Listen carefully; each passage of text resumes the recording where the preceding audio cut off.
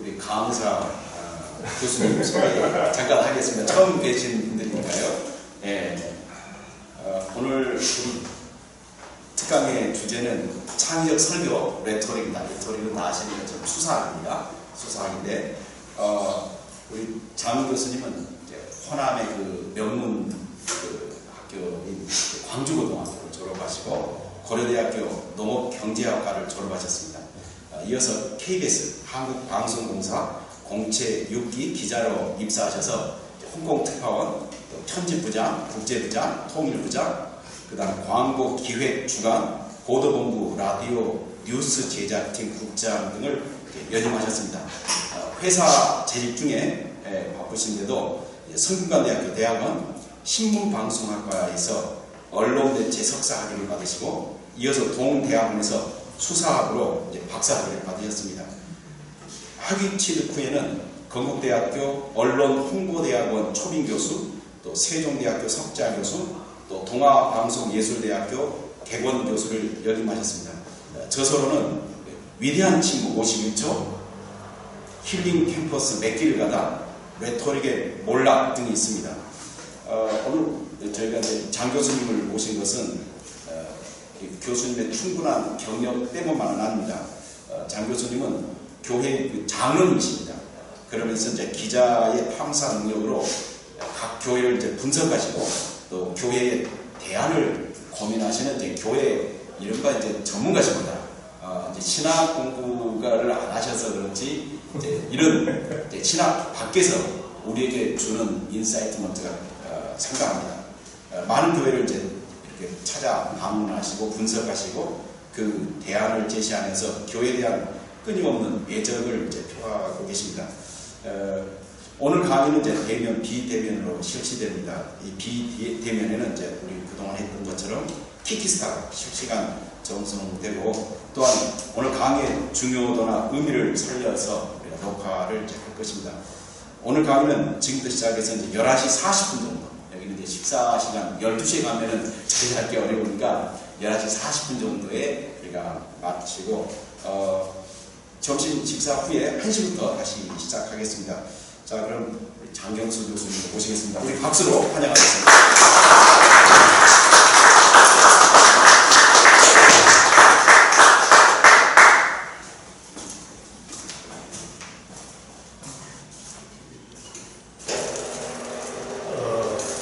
진짜 반갑고 특별히 전자 교회 장로님은 제가 어떻게 보면은 교회의 연구가 아니라 제가 스스로 대한민국의 교회를 나름대로 다 들여다봐요. 혹시는 되면 무성대로 제가 그 교회를 찾아가서 방문하기도 하고 그러고 있어요. 그 가운데서 설교라는 게 이렇게 중요하구나 제가 많이 느꼈어요. 이렇게 오늘 특별히 강의를 하면서 때로는 저의 자랑도 얘기를 할 것이고 때로는 저의 좀 부끄러운 점도 얘기할 테니까 여러분들이 편하게 다 들어주시고 잘 이해해 주시면 좋겠어요. 왜 그러느냐, 모든 것의 이해도를 높이기 위해서 제가 이렇게 하는 거예요. 제가 이렇게 이제 교회를 다녀보니까 이 설교라는 게 말할 수 없이 중요하더라고요. 저는 장로입니다. 우리 아내는 목사 안수까지 받았어요. 제가 취소를 시켜버렸어요. 여러 사연이 있는데, 그래서 제가 사실은 목회자들에게 레토릭 강의를 하고 싶다는 불붙은 욕망이 많았어요. 그래서 우리 배 교수님이 좋다 가겠다 해서 이렇게 왔어요. 자, 우리들이 이 설교에 대해서도 많은 분들이 얘기를 하는데, 설교는 뭐냐? 설교는 말이에요. 말이 레토릭이에요. 레토릭. 그런데 말이라는 것은 보세요. 말을 제가 추리해 보니까 마음의 알갱이란 뜻이에요. 마음의 알갱이. 이게 우리들이 마음의 알갱이가 나와가지고 말이 되는 거예요. 그러면 그 뿌리는 뭡니까? 마음이에요. 그 마음이 나와서 이제 타겟을 가는 거죠. 누구한테? 마음으로 가는 거예요. 이럴 때 이루어진 것이 heart to heart speech라고 해요. heart to heart speech. 영혼을 뒤흔드는 언어가 되는 거죠. 그래서 영혼을 뒤흔드는 언어의 최정상이 뭐가 있느냐? 저는 이 설교라고 봅니다. 왜 제가 느끼느냐? 제가 약간 ET 성향이 좀 있어요. 제가 70년에 5군데 교회를 다녔어요. 경동교회, 세한교회, 충현교회, 영락교회, 서대문교회 있었어요. 순봉교회. 그러면 5군데 계속 하기는 힘들어요. 경동교회도 7시 반에 시작하더라고요. 그래서 이제 4군데를 계속 돌아다닌 거예요. 그래가지고 그래서 나름대로 이제 설교를 많이 이제 접하게 됐죠. 저는 이제 중고등부를 광주중앙교회에서 다녔어요. 그게 정기호 목사라는 분이 계세요. 근데 그분은 정식 학력이 사실은 놀라지면서 국졸. 그런데도 불구하고 설교를 들어본 환상적이에요. 저는 지금도 그래요. 정 목사, 그 대단한 분, 이 생각이 들 정도예요. 자, 그럼 저는 설교를 이렇게 듣는 것만 한 것이 아니라 저는 설교를 참 적용을 잘했던 것 같아요. 그래서 일단 이제 모르겠어요. 상황이 뭐가 나오는지 모르겠으나 제가 약간 생활하는데 전후에 시절을 보는 그런 삶을 제가 살아왔어요. 기자 생활 때도 그랬고 그런 과정에서의 조영기 목사의 멘트 할 수 있거든 무슨 말이냐 그렇잖아요. 내게 능력이 있어 내가 뭐든 할 수 있느니라. 그런 말씀이 취재 현장에서 실패하잖아요. 어떤 해외 취재를 저는 많이 했으니까 막 그렇게 정말 이렇게 힘을 불러일으키는 거예요. 내면 세계의 질서를 다시 정식해가지고 저를 막 붐을 시키는 거예요. 그러니까 또 한경리 목사 얼마나 설교 멋져요 등등 했는데 그런 설교가 저의 삶을 이끄는 나침반의 역할을 했어요. 특별히 경동교회를 제가 강원래 목사 설교를 좋아했기 때문에 열심히 다녔어요. 그러면 70년대니까 뭐 담배 피우는 사람 곁에 막 냄새 진동을 해 그 특성상. 그런데 그분의 지금도 있잖아요. 크리스찬의 삶은 뭐냐? 인스파이트 오브 삶이라고 하는 거예요. 맞다, 인스파이트 오브다. 그래서 저는 조금 보면 인스파이트 오브, 디스파이트. 그렇지. 불구하고 막 이 생각이 드는 거예요. 저도 몰래 막 견인이 되는 거예요. 제가 설교의 덕을 굉장히 많이 본 사람입니다. 제가. 그래서 저는 이제 사고를 할 때도 벌써 저는 이제 이렇게 계속하니까 제가 독서하는 책의 90%가 이제 신앙 서적이니까 이렇게 이제 하면서 설교가 정말 멋지다.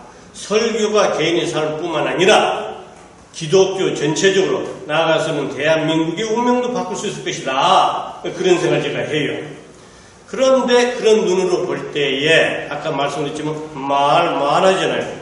마음의 알갱이에서 나오는 말이 하트 투 하트 스피치는 너무 그려 멀어. 강단에 쏟아지는 멘트를 보면은 저는 지금도 보통 일주일에 4-5개의 설교를 정독 경청을 합니다. 또 우리 아내가 설교를 좋아하니까 같이 듣고 하는데 자 그래서 이 설교를 할 때 가장 바로미터 뭐이겠어요? 일단 적용을 하기 위해서는 폭풍 감동을 먹어야죠. 우리 이제 레토리 용어로서는 울림 그런 얘기를 많이 울림이 있어야 하는 거지요. 그런데 이제 제가 이렇게 공부를 하다 보니까 키케로라는 사람이 있어요. 이제 로마 시대의 철학자의 정치가잖아요. 키케로는 연설할 때에 꺼버리는 것 같은데 할 때에 5가지 규범을 얘기합니다. 그게 바로 뭐냐? 제일 먼저 착상을 해야 돼요. 착상. 그 다음 뭐예요? 배열을 해야 하는 거예요. 그 다음 뭐예요? 표현을 얘기하는 거예요. 그 다음 기억을 하고 그 다음에 발표를 하는 거예요. 여기서 제가 강조하고 싶은 것은 발표를 하는 거예요. 발표를 할 때 키케로 표현에 따르면 일어나서 청중들을 흥분시키는 거예요. 그게 키케로의 발표 과정이에요. 그래서 사실은 제일 중요한 걸 그러잖아요. 발표를 하는 거예요. 바로 그 전에 있어서 표현은 뭐냐? 표현 양식인데 표현 양식을 어떻게 하느냐? 상대방에 맞는 표현 양식이 돼야 한다는 거예요. 결론 뭐예요? 우리들의 설교는, 레토릭은 청자 위주의 레토릭이 돼야 한다. 이걸 얘기를 하고 있는 거예요. 자, 그럼 여러분들이 이렇게 이제 많은 설교를 들었단 말씀이에요. 이게 설교하는 사람은 일어나서 청중들을 흥분시키는 거예요. 어떻게? 여러 가지 방법이 흥분시키는 거예요. 때때로는 이제 폭풍 감동은 눈물도 감동이 드는데 그런 의미에서 우리 목회자씨, 네. 그러면 목사님은 최근에 올해 안에 가장 우리 장경수 교수가 얘기한 대로 이 폭풍 감동을 얻었다. 그런 설교 최근 있어요? 네, 쉽게 편하게. 설교 때 거의 그 중독을 두고 하고 있어서 제가 은혜 받는 거죠. 목사님이 은혜를 받아? 그래서 성도를 같이 은혜 받는 거죠. 성도들 은혜를 같이 받는다. 근데 저는 이제 전문가 입장에서 볼 때에 이 울림이 된다고 하면 울림의 강도에 따라서 적용의 강도가 비례되잖아요.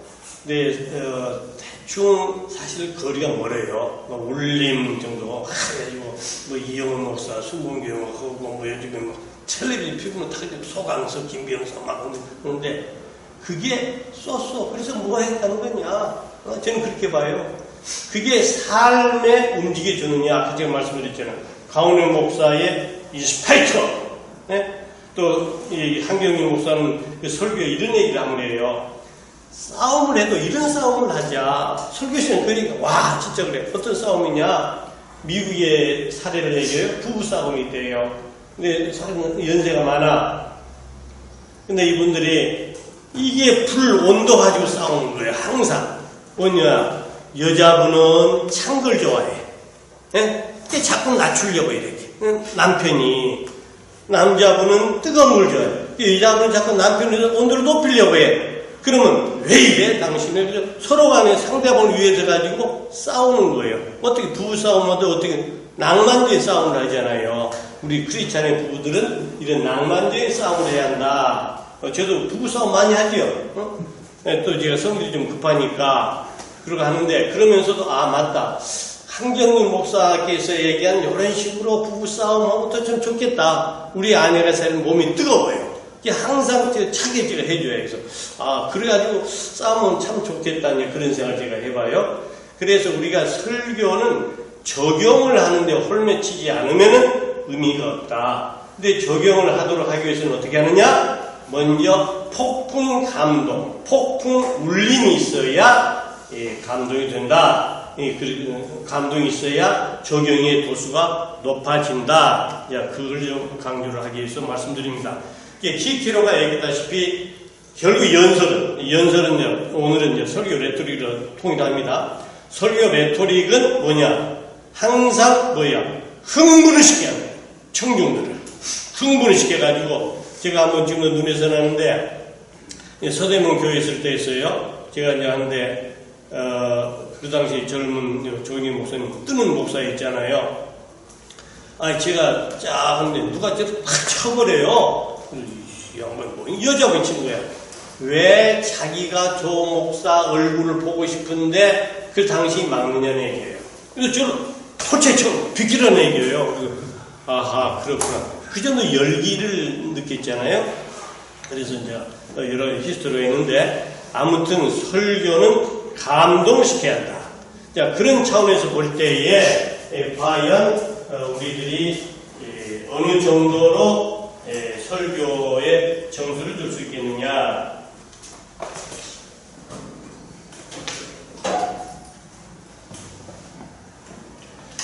자, 그럼 그래서 이제 설교는 뭐냐? 그렇잖아요. 설교는. 네, 근데 이제 우리 이 배종호라는 기자가 있어요. 요즘 세안대학교 교수를 하는데 방송이 많이 나오대요. 배종호가 이제 뭡니까? 뉴욕 특파원 하다가 이제 귀국을 같은 부서에 있었는데 이 친구가 미국에서 일을 하면서 자기 아들을 수영장에서 잃었어요. 이게 얼마나 가슴이 아팠겠어요? 그냥 그걸 계기로 할 때 신학을 했어요. 이 친구가 저한테 장선생님 설교를 어떻게 생각해요? 설교?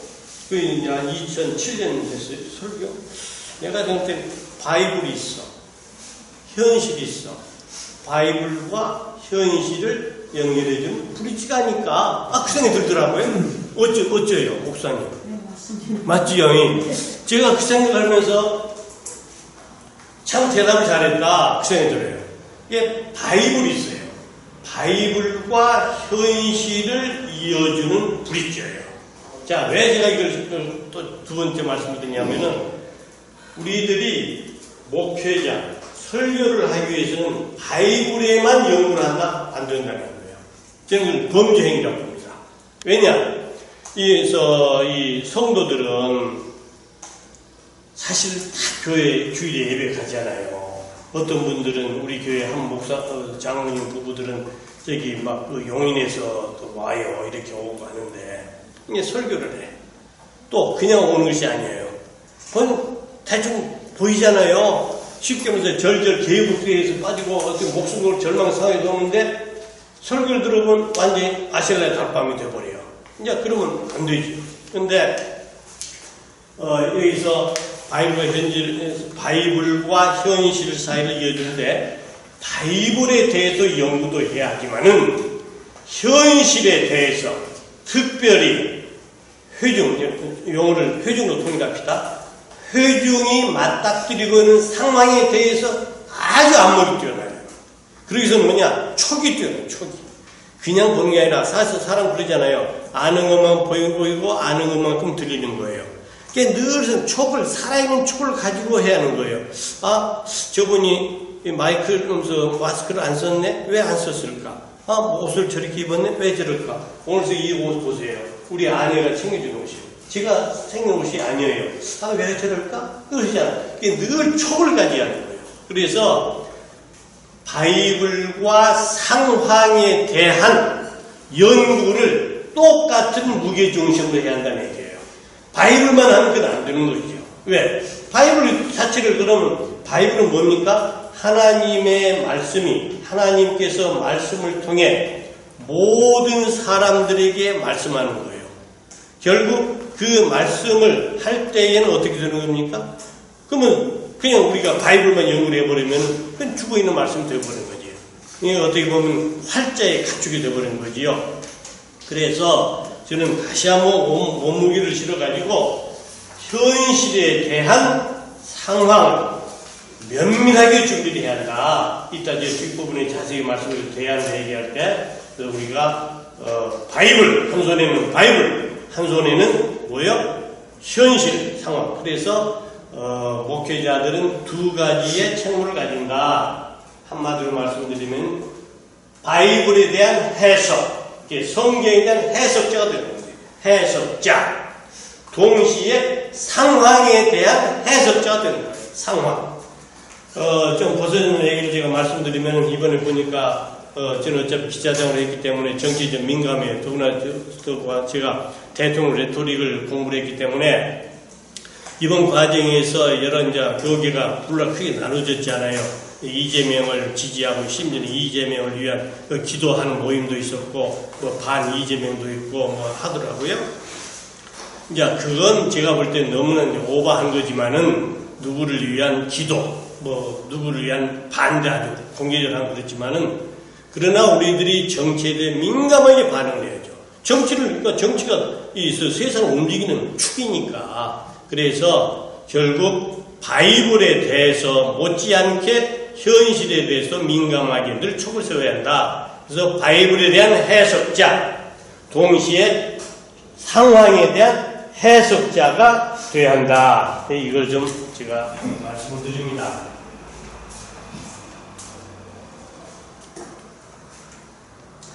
그런데 이제 교회는 천상의 언어로 얘기를 하지 않아요. 뭘로 얘기해요? 이 세상의 일상의 언어로 메시지를 전하는 거예요. 바로 이 지점에 레토릭이 필요하다는 말씀이에요. 여러분이 잘 알다시피 레토릭은 초기 때만 해도 완전히 그것이 최고의 학문이었어요. 그래서 예, 요즘에 뭐 나오나가 테스형하는데 아리스토텔레스 뭐 등등 하고 그렇게 하는데, 그런데 제가 이렇게 좀 책을 읽고 제가 생각을 하다 보니까 이 언어라는 건 정말 엄청난 거예요. 언어 자체를 보면은 그 다 드러나잖아요. 아까도 말했던 언어 자체는 뭐예요? 마음의 알갱이, 마음을 어프로치를 할 수 있는 거죠. 그래서 이 언어학을 하기 위해서는 저는 두 가지 스스로 생각해요. 해석을 잘해야 한다. 해석. 그렇죠? 해석 잘못하면 큰일 나죠. 두 번째, 심리학에 대한 안목이어서는 안 돼요. 심리학도 공부를 좀 많이 해야 돼요. 그래서 천상의 언어로 메시지를 전하지 않고 이 세상의 일상의 언어로 메시지를 전한다는 거예요. 바로 이 지점에 레토릭이 필요하다. 그런데 어떤 사람은 무슨 말이냐, 레토릭 뭐가 필요해? 성령이 이끌리면 더 받아서 하면 되는데, 이 지점에서 제가 김창희 목사의 얘기를 아니할 수가 없어요. 김창희 목사는 여러분이 잘 알다시피 대단한 목사죠. 중형교를 이렇게 키우고 하는데, 그분을 제가 여기 들여다보니까 이분은 연초에 설교, 55주 설교 제목을 다 정해요. 유명한 얘기예요. 이야, 그게 말이 되느냐. 그게 성경 해설을 할 수 있는 거죠. 물론, 그분이 55개 하면서 또 변화를 주겠지요. 상황에 따라서 무슨 사회적 이슈가 되면 그러겠지만은, 그렇게 해가지고, 이분이 55주를 이제 그분 설교를 한대요. 더구나 그분은 이제 리듬으로 음악적으로 막 설교를 하잖아요. 그런 설교가 과연 바람직할까? 왜? 현실의 상황에 외면하게 된 결과 어떻게 돼요? 지금 만드는 거죠. 같은 것도 제가 대학 다니면서 북세일을 좀 열심히 했어요. 솔직히 명북세일을 했는데 지금 이제 독서를 하면서 북세일 했어요. 그 당시에 이제 데일 카네기가 준 인생 전 사랑 무죄의 길은 이르는 책이 굉장히 폭발적인 인기를, 지금도 스테디셀러예요. 데일 카네기 책은. 거기에 보면은 인간관계에서 가장 중요한 건 뭐냐, 아주 저는 봐요. 첫째, 상대방의 최대의 관심 무언가를 파악하라. 두 번째, 자존심의 상처를 주는 말에서 절대로 안 된다. 두 가지예요. 그러니까 상대방의 최대의 관심 뭔가를 촉을 건드리지 않고서는 안 되죠. 근데 상대방을 우리에서 모르는 거예요. 네? 최대 관심이. 그런데 그래서 설교가 어떻게 돼야 하느냐? 설교는 대한민국 이런 관점에서 우리 요즘에 대한민국 강단에 쏟아져 나온 설교를 분석해 볼 때에 문제가 뭐냐? 첫째, 청자 위주의 레토릭과는 거리가 멀다는 얘기예요.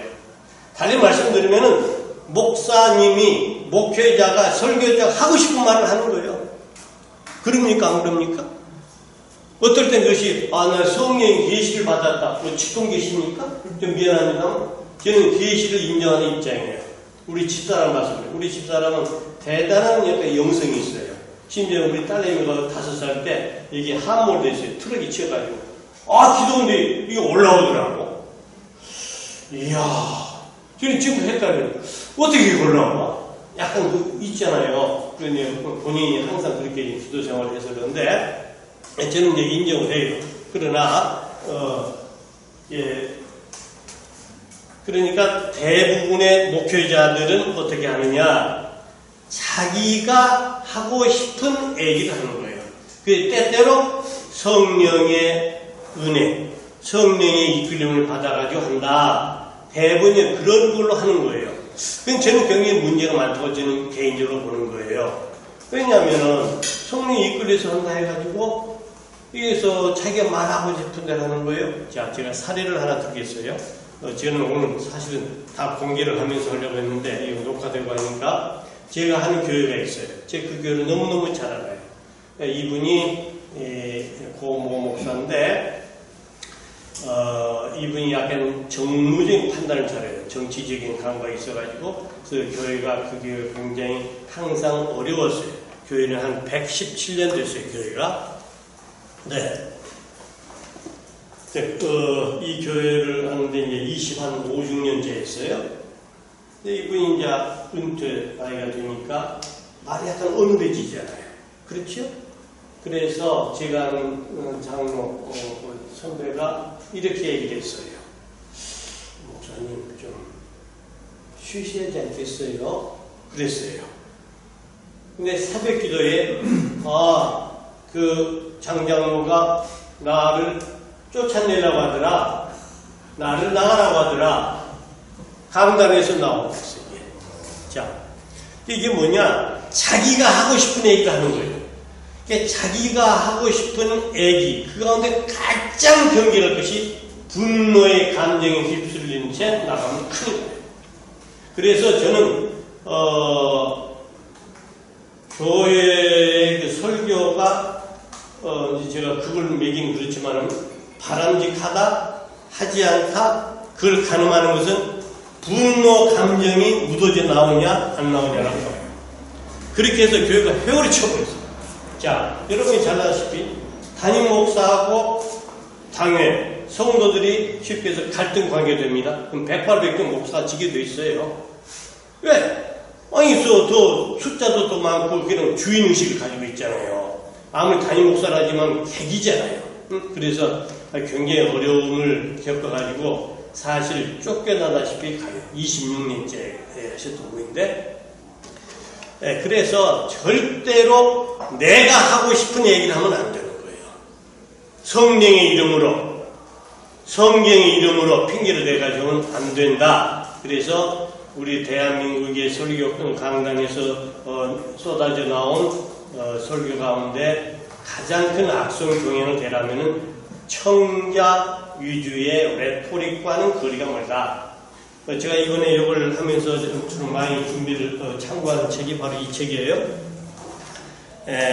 청중과 소통하는 설교, HGC 피터즈가 지었더라고요. 아주 참 좋더라고요. 혹시 시간 읽어보세요. 그리고 저는 늘상 자료를 정리를 좀 많이 하는데, 예를 보니까 유흥렬 목사라는 분이 계시더고요. 총신대 설교학 교수인데 지금은 워싱턴 중앙교회에 계시더구만. 그래서 그분이 한 10년 전인가 어디 이제 대담한 걸 제가 좀 많이 참고를 했는데, 이 책 청중과 소통하는 설교 유흥렬 목사의 그 얘기를 제가 동의하는 선에서 인용을 좀 많이 할까 합니다. 그러니까 설교는 뭐냐? 소통하는 설교가 되는 거예요. 누구하고? 청중과 소통하는 거예요. 제가 재밌는 얘기를 할게요. 우리들이 보통 통즉 불통이요, 불통즉 통이라는 말을 해요. 이건 한의학에서 유명한 말이에요. 특별히 허준선의 동의보감에서 나온 말이에요. 잘 보세요. 통, 즉, 불통. 고통하는 말이에요. 고통하는 것은 불통이 있는 거야. 소통이 안 되는 거야. 불통, 아프지 않은 거야. 즉통, 아프지 않은 것은 소통하는 거다. 이 얘기예요. 이 말은 무슨 말이냐면은, 보통 우리들이 한의학에서 혈류 얘기하잖아요. 우리 혈관 같은데, 기가 통하지 않으면 아픈 거예요. 마찬가지로 소통을 하지 않으면 청중과 소통하지 않은 설교는 회중에게 고통을 안겨주는 거죠. 이게 범죄행위가 되는 거죠. 그래서 저는 청중과 소통하지 않은 설교, 그건 범죄행위다 라고까지 이런 생각을 해요. 그래서 청중과 소통, 청자 위주의 소통과는 거리가 멀다. 이게 가장 큰 악성 경향이다. 이런 생각을 해봐요. 자, 그래서 화자가 말하고자 하는 말을 우선적으로 고려한 탓에 커뮤니케이션이 제대로 안 되는 거예요. 그래서 제가 앞부분에 좀 빠졌습니다만, 설교는 뭐냐? 여러 사람이 얘기하지만은 이 양반 퍼터즈 이 양반도 그렇고 저도 공감을 해요. 설교는 커뮤니케이션이다. 커뮤니케이션이다. 왜냐하면 CEO의 커뮤니케이션, 뭐 아시겠지만 공유하자 그런 말이잖아요. 커뮤니케이션. 왜 그러냐? 우리들이 설교를 할 때에 설교는 해석학적으로 본문의 암호를 풀어요. 잘 보세요. 본문의 암호를 풀어요. 그걸 디코딩이라고 해요. 그러면 암호를 풀었어.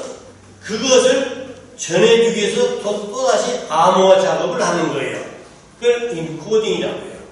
그게 디코딩과 인코딩이 되는 거예요. 그래서 설교 과정에서 어떻게 되죠? 첫 국면인 해석 단계가 바로 커뮤니케이션 행위예요. 그 공유를 하면서 해석하니까. 그래서 설교야말로 뭐냐? 커뮤니케이션이다. 이게 커뮤니케이션이 안 되면 뭐예요?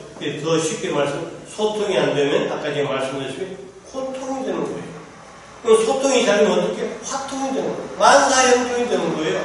그래서 우리들이 이 청자 위주의 설교가 돼야 소통이 된다. 그래서 제가 이 자료를 찾아보면서 했어요. 그러면 바울은 어떻게 설교를 했을까? 바울 생각해 봤어요. 바울이 아테네에 설교했잖아요. 아테네에 가지고 제일 먼저 하는 게 바울은 그랬답니다. 여기 이제 다 신학도 하시고 보이는데 본래 성무당에 사람 잡지만 또 용기가 있어요. 보세요. 아테네 설교를 하기 전에 먼저 상황, 필요성, 먼저 하는 거예요. 문화, 이걸 먼저 파악을 한 거예요. 그러고 나서 메시지를 전하는 거예요. 바울이. 터툴리안 주교라는 사람은 그런 말을 했다고. 야, 무슨 말이냐? 아테네가 뭐고 예루살렘이 뭐냐? 그런 말을 했대요. 그래서 예루살렘은 텍스트를 말하는 거예요. 아테네는 콘텍스트를 말하는 거예요. 그러나 이 설교한 역사는 아테네와 뭐예요? 예루살렘의 줄다리 싸움이었답니다. 평생. 설교하시는 분들은 아테네를 외면하면 안 되죠. 예루살렘, 아테네 두 개의 가치가 있는 거죠. 그래서 우리들이 설교는 결국 그렇잖아요. 해석을 하는 건데 해석을 하기 위해서는 뭐냐? 이제 설교를 본문을 해석해야 할 것 아닙니까? 그래서 그 텍스트가 되죠.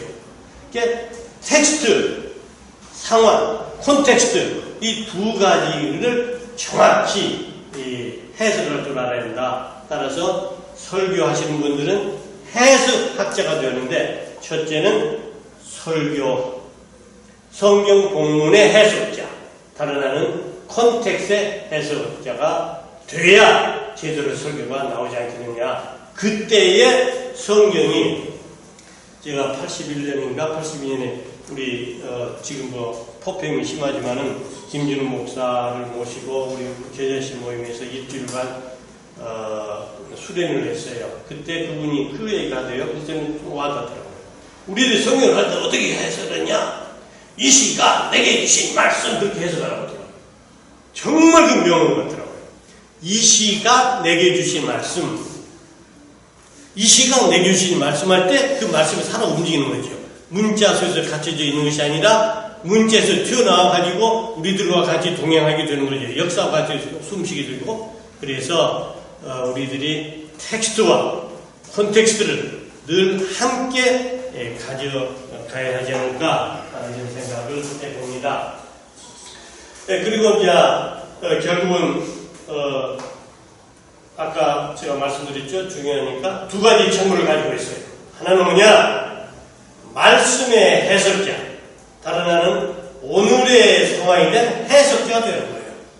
말씀에 대한 해석자, 오늘의 상황의 해석자, 그 말씀이 오늘을 살고 있는 2022년 오늘이 4월 26일 오늘을 걸어가고 있는 상황에 대한 어떻게 말씀하는지 이것은 해석을 해야 하는 거예요. 그때의 적용이 같이 되는 거예요. 그런데 보통 이렇게 되더라고요. 저는 사실 우리 어머니 쪽에 친척들 또 제 친구들 교제의 길을 걷는 분이 참 많아요. 친구들도 그렇고. 근데 그런 걸 보니까 대부분 말씀에 대한 해석에 머무르더라고요. 그리고 때때로는 적용을 하는데 해석과 적용을 또 분리를 시키더라고요.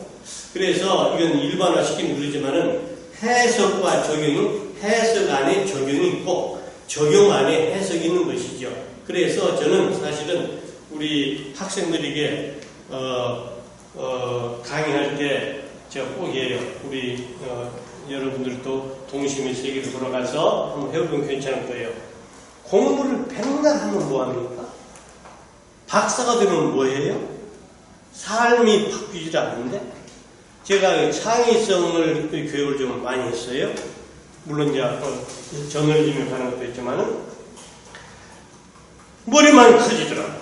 그래서 텐바이 하이큐를 해요. 같이 해봅시다. 제가 텐바이 하이큐 하면 반드시 오른손을 이마에 대세요. 자, 텐바이 하이큐. 자, 제가 하이큐 하면 적용을 치세요. 오케이? 자, 텐바이 하이큐. 적용. 그래, 적용을 하지 않으면 아무런 의미가 없어요. 네? 그래서 우리들이 적용을 하기 위해서는 도대체 이 상황에 대한 해석을 돼야 하는 거예요. 도대체 이 상황에 내가 어떻게 걸어가야 하는 건지, 이제, 그건 이따 처방전 할 때 좀 제가 자세히 말씀드릴게요. 그래서 우리가 바이블에 대한 해석, 오늘의 상황에 대한 해석, 두 가지의 해석을 가져야 한다는 얘기예요. 신앙의 근원에 충실하고 성경의 내용을 설교를 하기 위해서는 설교는 반드시 강해와 해석이 된다는 것 아니에요. 더구나 이 개신교에서는 반드시 적용을 얼마나 강요를 해요.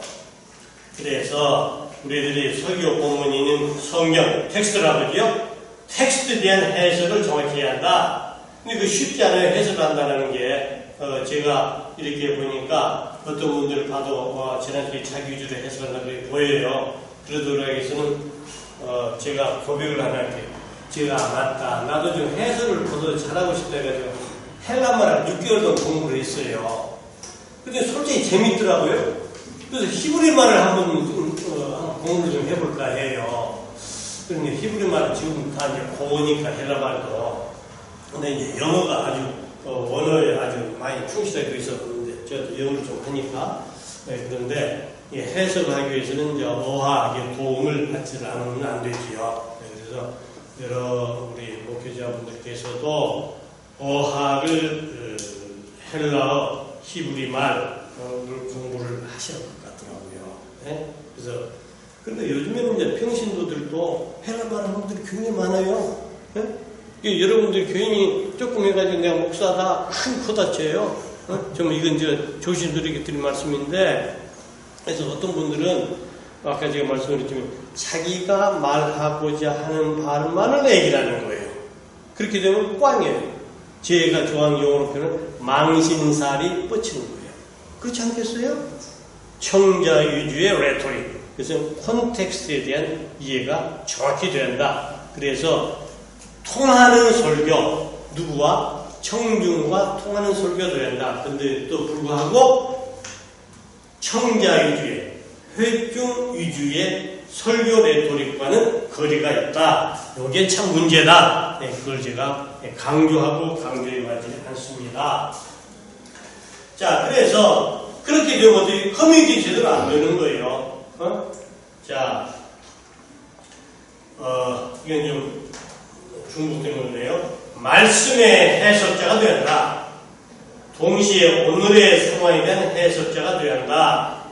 오늘의 상황에서 그 말씀이 어떻게 말씀하는지에 대한 해석과 적용을 필요로 한단 말이에요.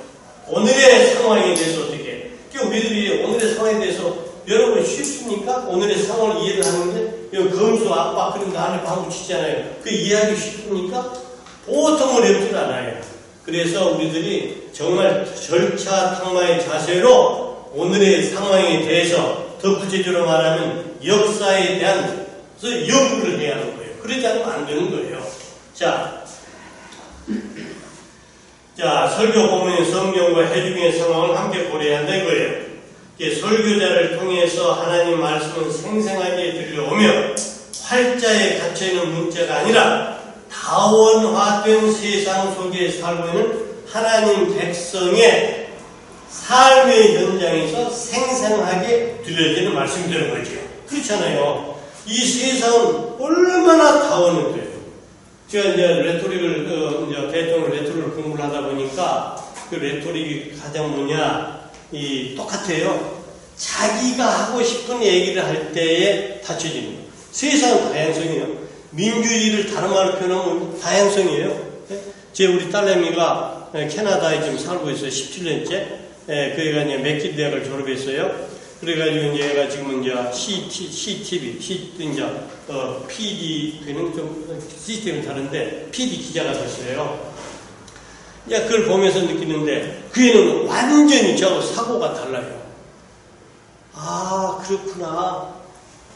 벌써 캐나다는 다양성을 생명을 하잖아요. 미국보다 캐나다 다양성 더 다양성이 하더라고요.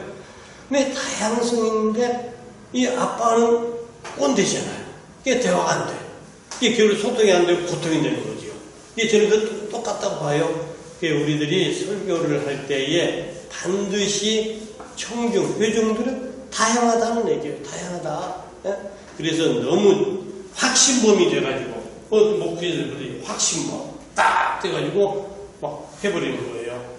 제가 개인적인 얘기해서 좀 미안한데 이건 얘기를 아니할 수가 없네. 제가 장모님을 전도를 했어요.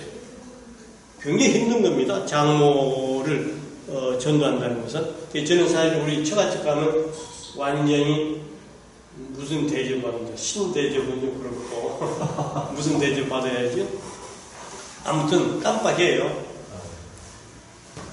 지금은 이제 암 환자로 본인은 모르면서도 이제 그냥 암 투병으로 하고 계시는데 거기에 안디옥 교회를 나가고 계세요. 광주에서 굉장히 큰 교회, 안디옥 교회. 거기에 박용우 목사가 계세요. 그분은 설교를 억수로 준비합니다. 안디옥 박용우 목사. 그분은 사람도 별로 만나지 않아요. 설교 강단에서 자꾸 설교만 준비를 해요. 자, 이제 박용우 목사 씹는 거예요. 네?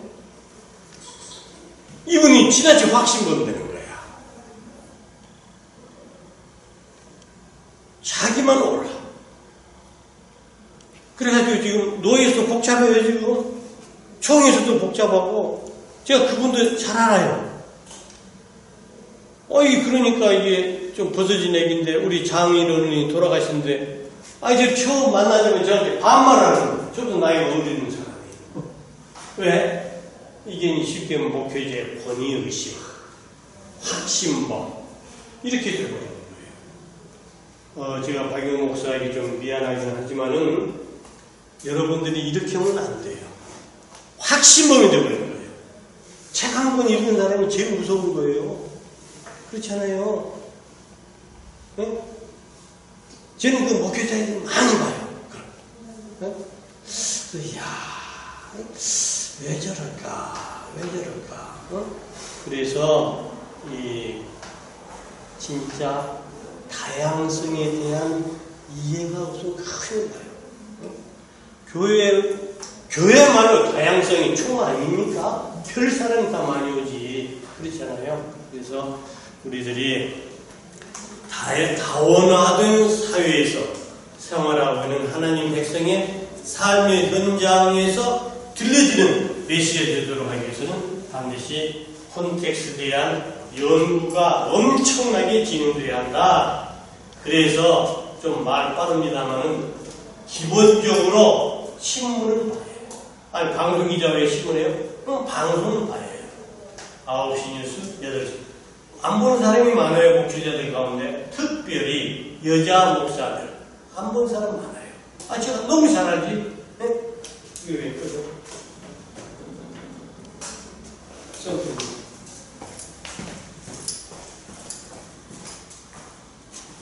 제일 열심히 들으신데 설교는 뭐라고 그러세요? 한번 목사님의 눈에 비친 설교의 결과적으로 하나님 교회 인도하고 그 사이에 살아가는 그 삶의 완전히 하나님이 변화되는 거죠. 변화되는 게 하는 거. 하나님께. 그래서 제가 저기 광주 오는 교회 가가지고 11시에, 특히 11시에 시간을 주더라고요. 쉽지 않아요. 11시 예배에 딱 고경태 목사를 모는데, 딱 하고 나서 이제 그분이, 제가 보신탕을 좋아해요. 보신탕을 사주더라고. 근데 곁에 가는 한 장로가 있어. 딱 보니까 한 50대 중반 되더라고. 딱 한 저한테 그래. 저는 설교의 메시지였는데 예수님이 안 나오면은 그냥 설교를 안 봅니다. 입이 돌더구만. 제가 지금 73이에요. 그래서 그렇지요. 제가 깜빡했어. 그때는 제가 이제 뭐냐 소통으로 우리가 하나님과 소통의 코드를 가지고 신앙생활을 하자. 하나님과 소통, 이제 사람과의 소통의 두 날개 이런 메시지를 정했어요. 근데 그분이 그래서 국물 또 여쭤봤어요. 신학을 다닌다고 하더라고. 광교 어디 신학. 그래서 좀 벗어진 얘기인데 그렇지요. 근데 우리들이 좀 이게 벗어진 얘기예요. 이게 정말 이 설교에도 벗어진 얘기인데 저는 돈에도 영성이 있다고 믿는 입장이에요.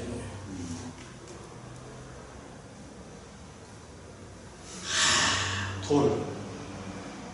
정말 돈이야말로 영성의 총원이에요. 근데 돈은 무시하잖아요. 네? 잘못 가르쳐 주는 거지. 그럼 뭐예요? 컨텍스트에 대한 이해가 없기 때문에 그런 거예요. 지금 양극화로 인해 가지고 성도들이 얼마나 힘든지 몰라요. 근데 갑자기 아브라함과 이삭과 야곱이 이렇게 하고 들려오겠어요?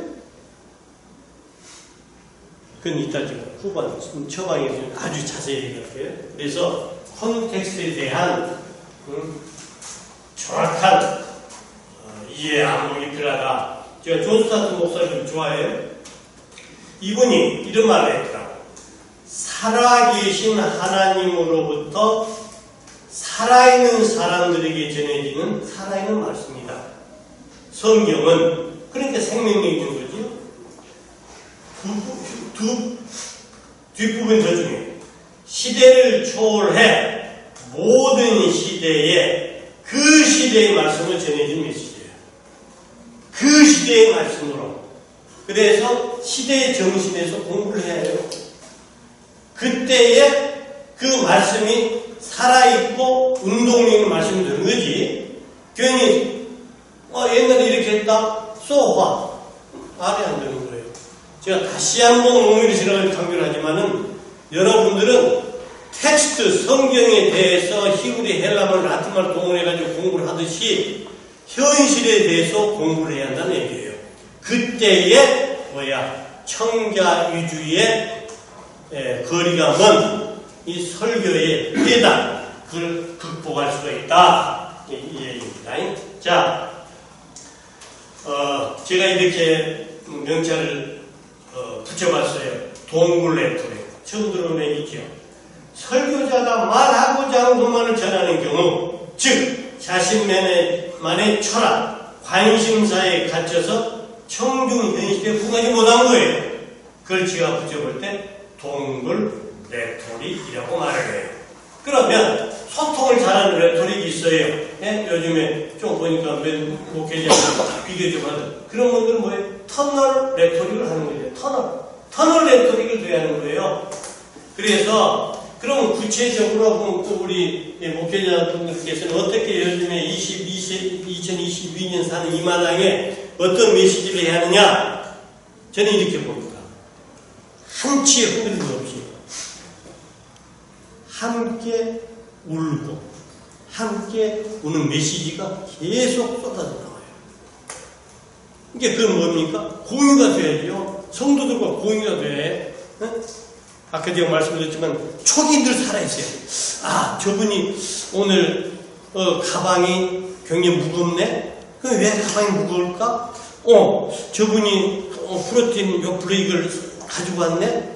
왜 그랬을까? 저분이 아무튼 하나는 늘 질문이 시작하는 거니까 거기에 비상한 관심, 초기인들 살아있어야 한다. 그래서 제 존 스타트 시대의 정신을 파악하기 위해서라도 현실에 대한 상황에 대한 컨택된 열심히 공부를 해야겠다. 그때에 뭐가 되냐? 함께 울고 함께 우는 그 설교가 터져나온다. 그런 얘기예요. 그러니 그러더라고요. 즐거워하는 자들과 함께 즐거워하고 우는 자들과 함께 울라 그러잖아요. 근데 우리는 즐거워하는 자들 그게 너무 둔감해요. 그래서 이 수학을 공부하다 보면 민감성 이론이란 말이 나와요. 민감해야 해요. 민감해야 해요. 네? 정치인들만 서민들 민감해야 하는 것이 아니라 목회자들이 정말 민감해야 하고요. 성도들의 현실에 대해서. 네? 그래서 함께 울고 함께 우는 메시지. 그 보니까 로마서 12장 15절이더라고요. 즐거워하는 자들과 함께 즐거워하고 우는 자들과 함께 울라. 함께 울고 함께 우는 레토릭. 바로 그게 동물 레토릭의 또 다른 별명이 아니겠느냐. 그래서 설교 유형을 제가 이 피터즈의 말을 들리는 거예요. 성경 지향적 설교가 있다. 다른 하나는 상황 지향적 설교가 있다. 다른 하나는 주제 지향적 설교가 있다. 그러니까 성경 지향적 설교, 그것도 반쪽이다 이거지요. 그러잖아요. 상황 지향 설교다. 그건 강의지, 강의. 그러잖아요. 그래서 주제 지향적, 성경 지향적 플러스 상황 지향적 설교를 결합하는 게 바로 주제 지향적 설교가 된다라는 얘기죠. 자, 두 번째. 아까 첫째는 뭐라고 했어요? 우리 한국교회 제가 느낀 것은 청자 위주의 레토릭과 거리가 멀다. 청자 위주의 레토릭은 거리가 멀어요. 네? 자, 두 번째는 eye to eye. 제가 정말 좋아합니다. eye to eye. 제가 지금 말씀하고 있잖아요. 저 눈을 보고 있잖아요. 왜? 제가 지금 적용을 하고 있는 거예요. 제 스스로. eye to eye 법칙과 거리가 먼 거예요. 자, 잘 보세요.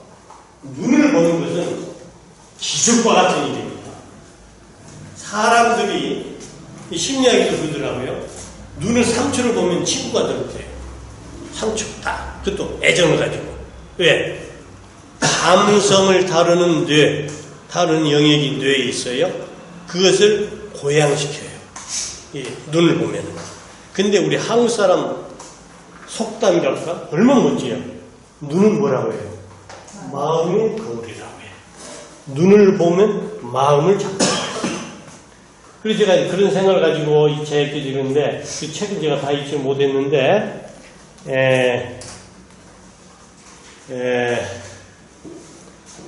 모택동이가 책 보니까 제목이 그러더라고요. 그래서 그 다음 꼭 읽으려고 하는데, 잘 들어보세요.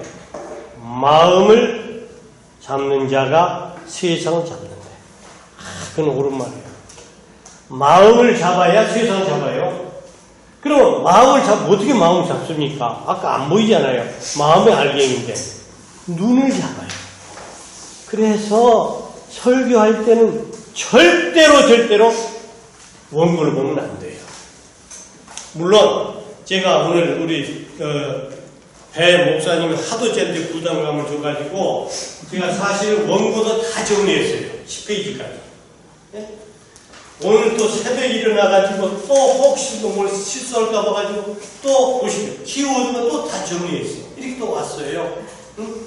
자, 제가 왜 이 말씀을 드리냐? 그러나 원고에 내인 순간 그 설교는 꽝입니다. 저는 그렇게 봐요. 조영희 목사 보세요. 원고 매달립니까? 한 번은 황성수 박사가 거기서 하더라고요. 제가 세양교회 다닌다고 했잖아요. 그때 김호환 박사예요. 김호환 박사 설교 로마로 가자! 그 설교를 하더라고요. 와, 지금은 흔들려요. 로마는 아까 뭐예요? 콘텍스트예요. 로마로 가자. 아테네로 가자는 거예요. 그럼 로마로 가자요. 근데 결국 이제 그분이 결국 이제 교권 싸움이 밀려나가지고 다시 예리로 갔다가 뭐 총장까지 하긴 했지만은, 그런데 여기 황성수 박사가 그 순복음 중앙교회에서 11시 30분 됐어요. 그 설교를 원고 하나 안 보고 하더라. 조영희 목사는 원고 하나 안 봅니다. 한경희 목사는 때때로 보더라고요. 이렇게 보는데, 원고를 해서 해봐야 돼요. 사실은 제가 여기다가는 정리를 해왔는데, 그 사람들 이름이 기억이 안 나니까, 제가 그냥 읽어드릴게요. 보시오. 이 다 제가 원고를 정리해왔어. 네, 이 보니까, 이 사람까지 왜 하는데, 제가 어제 굉장히 중요한 세미나가 있어가지고, 이 양반 누구냐면은, 유흥열 목사. 그분이 은사인가 봐요. 사우스 웨스턴 신학대학원 총장인 페이지 패터슨이 있었나 봐요. 페이지 패터슨이 들려준 얘기라고 유흥열 목사가 정리를 해놨어요. 이게 맞겠죠? 설교를 매우 잘하는 동료 교수가 있었어요. 근데 이 양반은 항상 원고를 보고 해.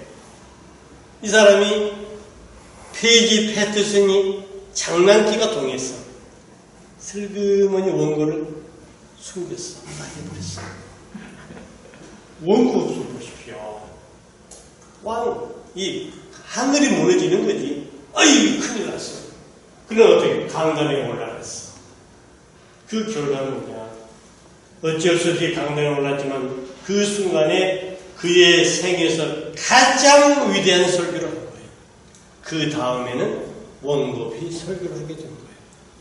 이건 설교 메시지는 아니지만은 저의 항상 도움이 되니까 얘기할게요. 제가 기자잖아요. 저는 방송기자. 저는 장경수 기자예요. 저는 교수라고 했는데 제가 이제 정년퇴 2008년에 했어요.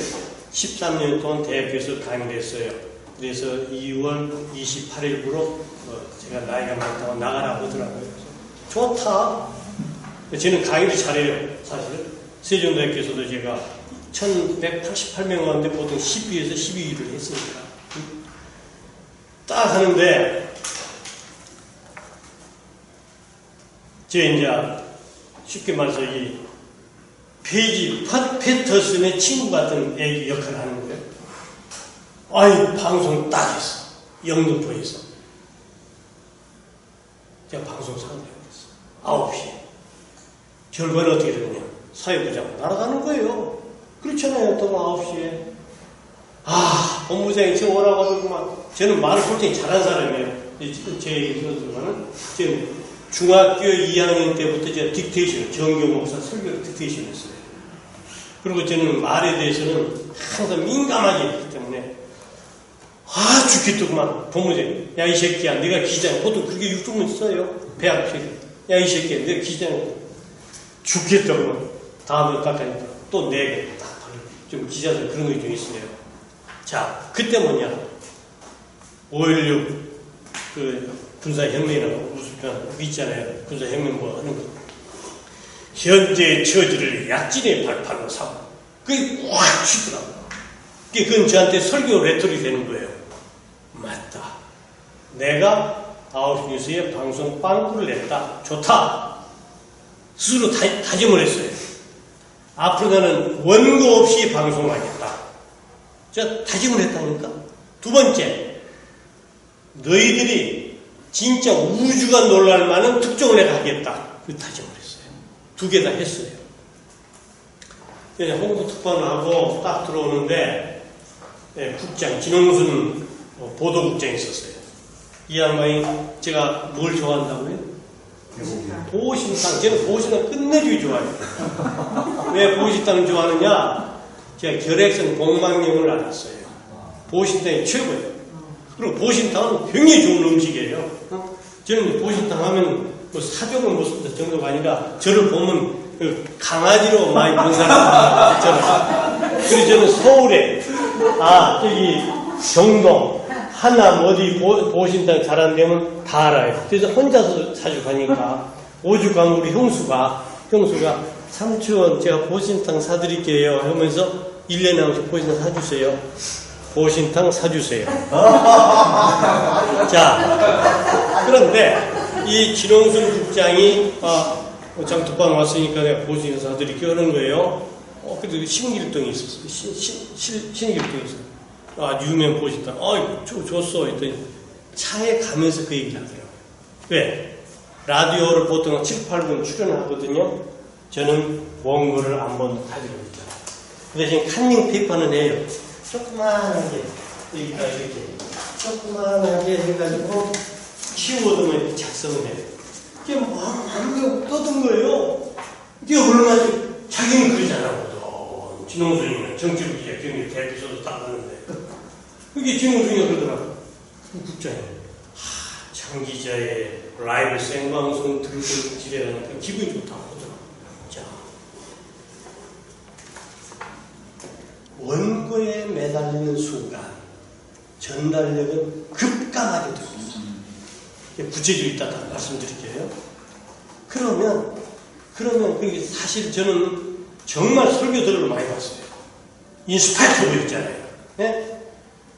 저는 절대 깡이 제가 보통 깡이 아니에요. 우리 배목사 제 깡을 알까 모를까? 저는 한 번 마음먹으면 해요. 네?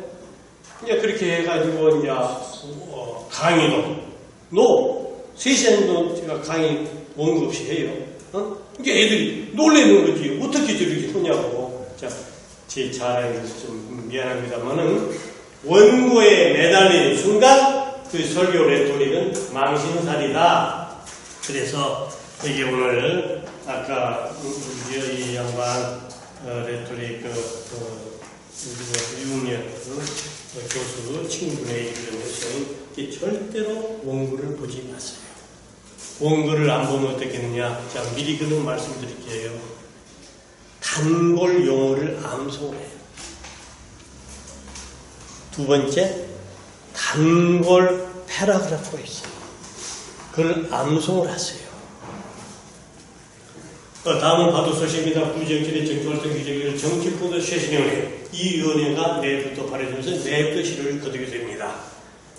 KBS 뉴스 장윤수입니다. 지금 암송을 했잖아요. 단골 용어, 단골 패러그래프를 암송하세요. 암송이 쉽지 않아요. 어떻게 하느냐? 집에, 천장에, 식탁에 써요. 이거 하나 붙여놓고 스카이테이프 늘상 볼 수 있도록 어느 정도? 꿈에 나올 정도로 나와요. 꿈에 나올 정도로 암송이 돼야 해요. 제가 조영희 목사가 왜 설교를 저렇게 잘하는가? 제 나름대로 분석을 했어요. 그 양반은 성경 구절을 구체적으로 모르겠지만 1000절 정도는 암송을 해요. 그 암송을 바탕으로 해가지고 그의 경로가 돼가지고 다시 스텝 4 들어가는 거예요. 그래서 또 다른 자기 나름대로 묵상하고 하는 거예요. 암송하고 한국 딱 차이거든. 그렇잖아요. 그러니까 단골 단어, 단골 패러그래프를 암송을 하세요. 네? 이건 저도 지금 수십 년 해오는 얘기지만은 박수홍 장로가 계세요. 사순교회 차종일 목사의 손이 천남인데, 그다음에 전남대를 나와가지고 미국에서 생활하시는데 주로 서울에서 살아요. 왜 사느냐? 그냥 특강을 많이 해요. 가정에 대해서 특강. 와, 저 우리 교회 사는데 정말 잘하더라고. 어떻게 잘하는데 물어봤어요.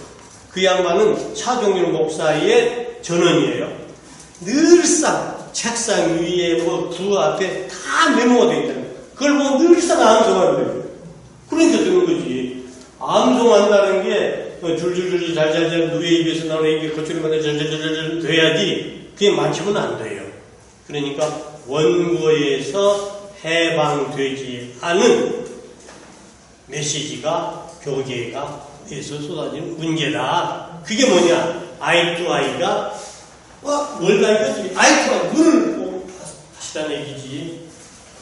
자, 원고에서 해방된 청중 바라보는 설교 전달 방식, 이게 쉽지 않다. 그러나 길은 있더라. 특별히 연세되신 분은 암송을 하게 되면 어떻게 돼? 치매는 안 걸려요. 자, 눈 맞춤은 뇌에서 감정을 맡고 있는 영역을 활성화시켜요. 그래서 감정을 고양시켜요. 처음 본 사람과 눈 상처 마주치면 대화하면 치유가 될 수 있다는 거예요. 왜? 눈은 마음의 거울이기 때문에. 이건 학식용입니다. 다음, 눈은 마음의 차. 눈을 잡으면 세상을 잡는다 하지요. 눈은 마음을 잡아요. 자, 세 번째 문제. 첫 번째는 뭐예요? 청자 위주의 레토릭과는 거리가 멀어. 두 번째는 I2I와는 거리가 멀어. 세 번째가 비언어적 소통에 대한 안목이 떨어지고 있다는 거예요. 왜 이걸 말씀드리냐? 자, 보세요. 미리 그러면 이분 결론부터 이제 말씀드릴게요. 저는 이 수학을 공부하게 되면 참 감사히 돼요. 그 가운데 너무나 유명해진 메라비안의 법칙을 완전히 이제 이해를 하게 된 걸 감사드려요. 목사님 이렇게 얘기하잖아요. 설교를 해요. 보통 몇 %가 표준에 전달되는 거예요? 전달은 100% 전달하지 않았을까요? 전달돼요? 와, 그건 기적이죠. 놀라지 마세요. 7%. 제가 볼 때 7%도 힘들 거예요. 사실 그러니까 목회자들이 착각 속에서 사는 거예요. 네? 똑같이 착각하는 거지. 회중들도 착각하고 둘이서 착각 동무하는 거예요. 어깨 동무. 자, 설교하기에서는 언어와는 화술이라고 해요. 그럼 화술은 뭐냐? 설교자의 몸짓 언어를 얘기하는 거예요. 다양한 음성, 억양, 음조, 몸짓, 동작, 얼굴 표정 이런 것을 다 언어로 받는 거예요. 그걸 비언어라고 하는 거예요. 이게 언어적인 요소가 있고 비언어적인 요소가 있는 거예요. 그래서 우리들이 비언어적 소통에 대한 안목이 떨어졌어요. 거듭 다시 말씀드립니다만 특별히 여성 목회자의 경우 너무너무 사실 영성 그런 데만 치우쳐가지고 이런 데 대해서 눈을 닫아버려요. 그래서 저는 좀 결례를 무서 말씀드린다 하면은 비언어적 소통에서 안목을 가져야 한다. 보세요.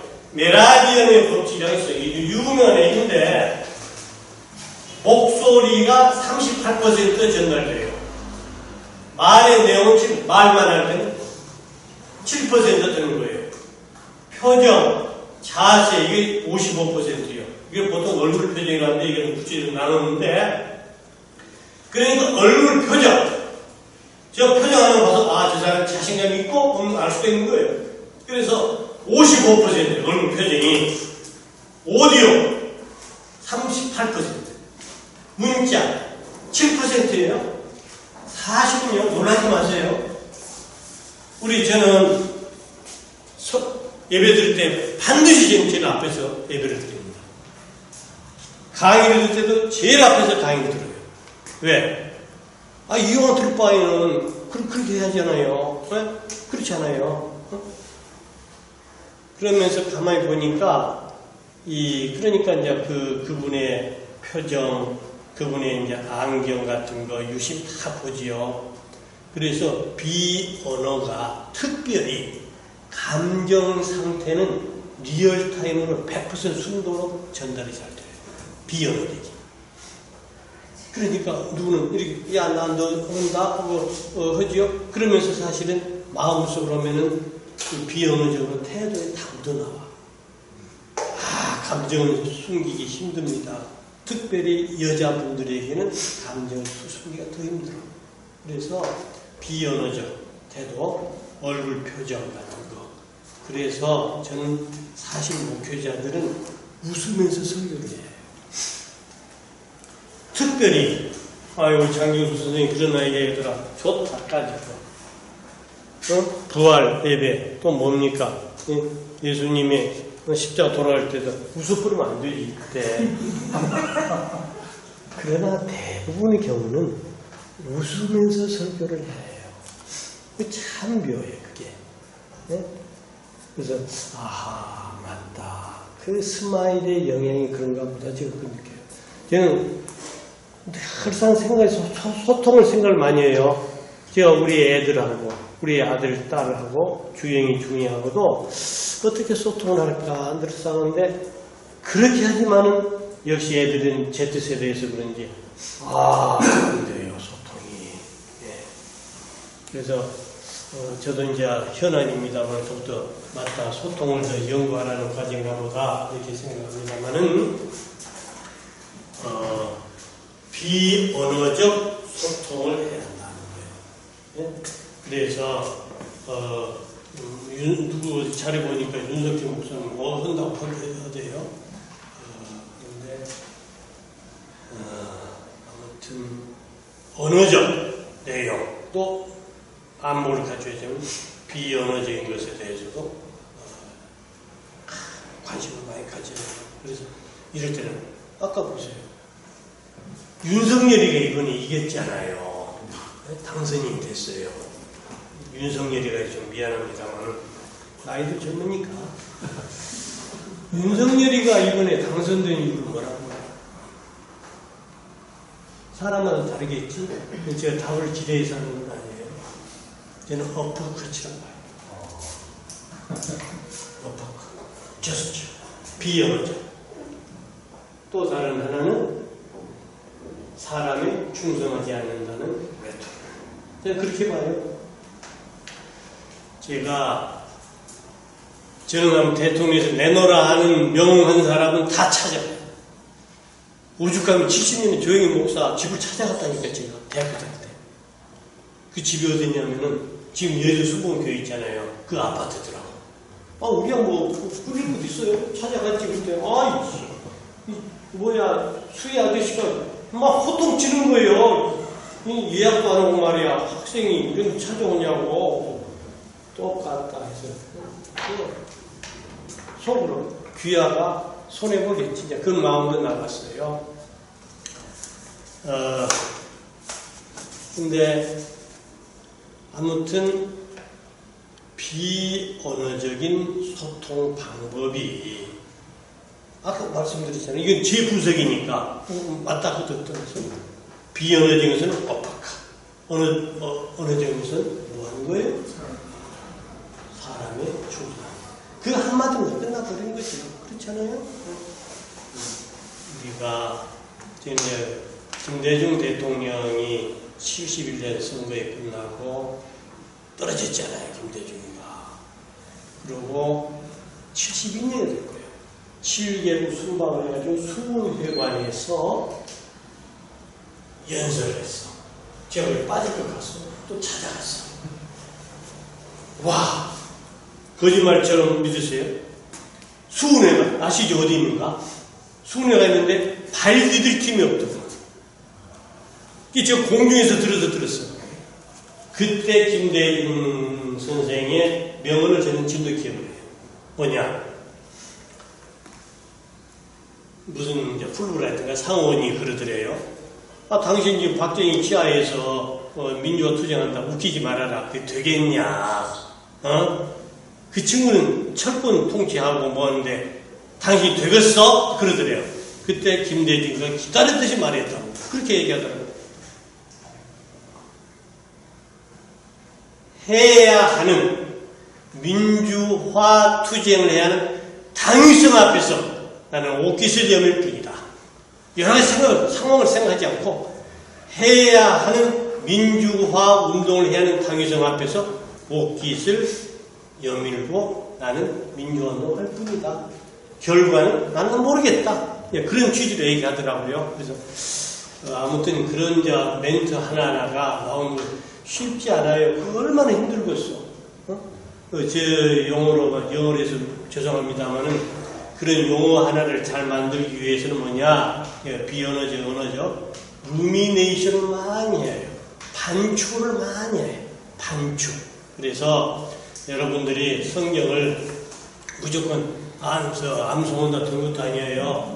그걸 이렇게 생각하고 이렇게 루미네이션 끊임없이 반추해야 하는 거예요. 내가 그리스도 함께 십자가 못 박혀 죽어나니 그러니 이는 내가 성경을 이제 내가 유산을 나를 사랑하는 하잖아요. 이렇게 생각하면 보세요. 완전 장장 영어 뭐 암송 자랑하여 10편 18편 1절에 2절에 뭐예요? 나의 힘이신 여호와의 나의 존재를 하잖아요. 그걸 끊임없이 루미네이션을 해야 하는 거예요. 루미네이션. 단축. 더 좋은 표현은 복기. 바둑 두세요. 복기를 해요. 그래야 그 멘트가 나와요. 존 F 케네디 같은 사람의 여러 사람이 케네디 연설해가지고 뭐 했다는데 저는 케네디 연설의 가장 백미는 나는 베를린 시민이니까 봐요. 그 연설이 멋져요. 그 연설하기 위해서 비행기에서 그 친구가 누군데 있어요. 그래서 스피치 라이터가 파먼데 이 친구가 다 적어줬겠지요. 비행기 안에서도 정정을 해요. 그래가지고 마지막에 나는 베를린 시민입니다. 2000년 전에 가장 잘하는 로마는 나는 로마 시민입니다. 있잖아요. 그러나 2000년 후에 지금 이 세계에서 가장 있는 나는 베를린 시민입니다. 나는 오늘도 베를린 시민입니다. 그 연설을 했어요. 이게 계속 반주를 하는 거예요. 비언어적은 언어적 와고 그랬어. 언어적, 비언어적 이렇게 나눠내죠. 목사님 시간이 예. 자 그러냐 비언어적 소통의 난목이 떨어지는데 진정한 전달자라면 언어적인 수단과 비언어적인 수단 모두를 잘 활용해야 한다 이거예요. 그때의 소통의 달인이 된다 하는 얘기예요. 그래서 심지어는 목소리 음향 같은 거 얘기해요. 우리 김상민 실장이 있는데 그분도 저한테 코치를 해주더라고요. 이 양반이 이명박 대통령 불러갔대요. 그래서 이명박 대통령이 어떻게 말을 해야지 하는 걸 가르쳐준다고 하더라고요. 그래서 보다 더 구체적으로 들어가면 비언어적 소통 여러 가지 한번더 디테일한 부분이 많이 나오는데 그건 이제 강론이니까 오늘 요즘 맛보기 비언어적 소통에는 안목이 떨어졌다. 두 번째, 아이 투 아이 거리가 멀다. 청자 위주의 소통은 거리가 멀다. 이것을 제 나름대로 한국 교회의 강단에서 쏟아나온 설교의 역기능 내지는 폐단, 더 심한 말은 범죄 행위. 제가 이렇게 말씀드렸는데 이런 것이 좀 문제점 아닌가 이렇게 전반전을 하고 후반전은 그럼 어떻게 할 거냐? 어떻게 할 거냐? 그건 제 나름대로 개발하는 것에 대해서 하겠습니다.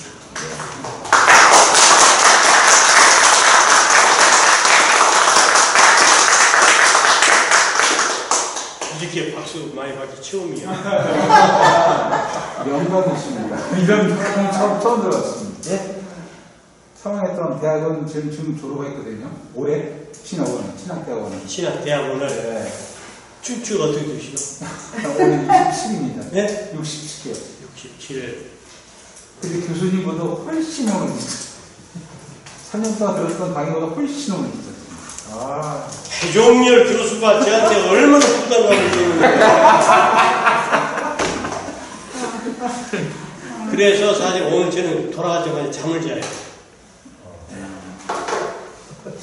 우리 아내가 또 제가 좀 뇌경색이 좀 왔어요. 그래서 정말 조심하지요. 근데 뇌경색 저는 약을 안 먹어요. 약 먹으면 잡사더라고. 그래서 저는 커피도 안 들어요. 그러니까 모르겠어요. 이게 다 스타일대로 사는 거죠. 스타일대로 사는 거예요. 저는 이런 걸 반드시는 원고를 정해야 합니다. 어디를 가나. 그리고 나서 모르지. 아까 저는 지하철도 옷을 계속 암송했죠. 근데 까먹을 때는 어떻게 해? 하는 수 없지. 까먹도록 가야지. 근데 강의가 사실은 테드라는 강의가 있어요. 테드 보세요. 그런 강의는 제가 학생들한테도 PPT 발표를 어떻게 하는 거다. 네? 이런 것도 좀 강의를 해요. 미국 놈들은 미울 정도로 말을 잘해요.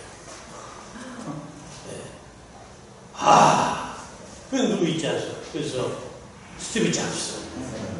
야, 케네디 보세요. 오바마 보세요. 사람 죽여줘 그러잖아요. 근데 이 친구들은 말을 스피치 교육을 받아요. 그리고 제가 중도 오니까 여러분들에게 제가 선물 드리는 차원에서 제가 특집에서 예를 들어 성의 수배를 제가 보여드릴게요. 이스라엘 애들도 어린 애들도 말을 그러잖아요. 이스라엘 애들은 이렇게 해요. 유대 말을 못하면은 너 don't kill. 영을 못하면 손가락질해. 아이고, 제자리 어떻게 살 건가? 그렇잖아요. 유대인들은 보통 안에게 750만이잖아요. 이게 영어를 못하면 못 사는 거예요. 와, 중학교 1학년 짜리 제가 피스 프로세스 하면서 하는데 영어를 제가 했어요. 중학교 1학년 짜리 몇 학년이에요? 그렇게 말을 잘해요. 아브라함. 그 애들은 중학교 1학년부터 영어를 공부를 해요. 그리고 사실 랍비의 가장 중요한 교육이 언어예요. 언어. 알려진 그런 달리. 네. 그래서 우리들이 세상을 공부할 게 참 많아요. 지금 57이면 젊은 불타는 청춘이고요. 67. 불타는 청춘. 그렇죠. 맞습니다. 저는 그렇게 생각합니다. 우리 어머님이 96세거든.